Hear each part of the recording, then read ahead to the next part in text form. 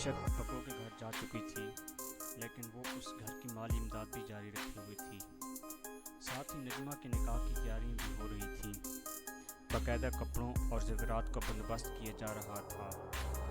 उस लड़के और नजमा ने भी पहले से एक दूसरे को पसंद किया हुआ था। रानी और बको की हिमायत भी उन्हें शुरू से ही हासिल थी। वो लड़कों बको का ही एक दोस्त था। इसी तमाम में अखराजात भी बको ही उठा रहा था। एक नन अपने घर जा चुकी थी, दूसरी के निकाह की तैयारियां भरपूर अंदाज से हो रही थी। यकजक रशीदा को भी ख्याल आ गया, वो अपने खामन के साथ लेटने लगी। 6 हफ्ते के बाद अचानक उसकी ख्वाहिशात भी पूरी शिद्दत से जाग उठी। उसने बल्ले के बदन को सहलाना शुरू कर दिया।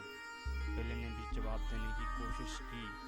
रशीदा ने जहाँ जहाँ मुमकिन था उसे छुआ, लेकिन बिल्ले में कोई हरकत ना हो सकी।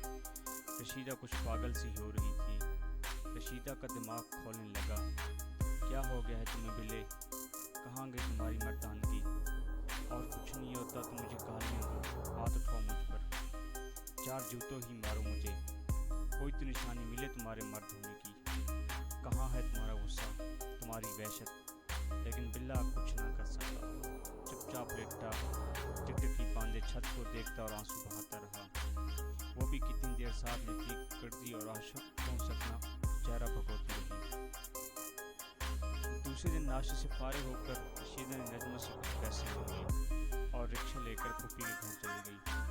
फूफी उसके साथ सास ससुर का अफसोस कर रही थी, मगर रशीदा उसे अपनी कोई इस्तरात की बात सुनाना चाहती थी। फूफी कोई और बात करती, रशीदा उसे अपने मकसद के मौजू की तरफ लाना चाहती, लेकिन शर्म के मारे रुक जाती। आखिरकार फूफी को भी अंदाज़ा हो गया कि वो कुछ और बताना चाहती है। फूफी ने तवज्जो दी तो उसने भी आहिस्ता आहिस्ता शुरू करके ढके छुपे अल्फाज में उसे सारी बात बता दी, लेकिन फिर भी उसके दिल को तस्कीन नहीं मिली। आखिर वो फट पड़ी। फूफी जान, इतने महीने से वो मुझे दिन के वक्त सबके सामने जुत्ती मारता और अक्सर रात को बिस्तर में भी घुसाता। मैं दुखते हुए अंग अंग के साथ ये अज़ियत बर्दाश्त करती और यही सोचते सो जाती कि आखिर ये क्या ज़िंदगी है, मैं ज़िंदा क्यों हूँ, मैं मर क्यों नहीं जाती। खुदा ने किस गुनाह की सज़ा में इस दोज़ख का ईंधन बनाया है मुझे। लेकिन फूफो, पिछली रात जब 6 हफ्तों के वक्फे के बाद भी मैं उसके मुर्दा जिस्म को चुकाने में नाकाम हो गई, तो मेरी शदीद ख्वाहिश थी कि वो फिर से वैसी बन जाए, मगर उसमें तो न हरकत थी न हरारत। तब मुझे पहली बार ये एहसास हुआ कि औरत के लिए तो यहाँ एक से बढ़कर एक जहन्नम मौजूद है। उसके जलने मरने का सिलसिला कभी ख़त्म नहीं हो सकता।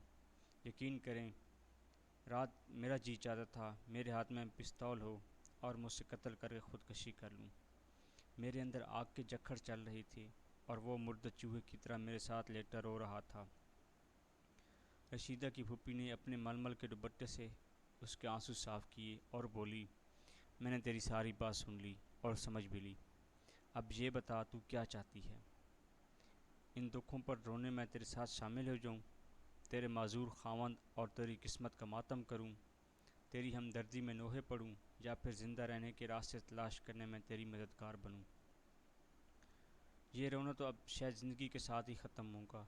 आमदनी का कोई ज़रिया भी नहीं है।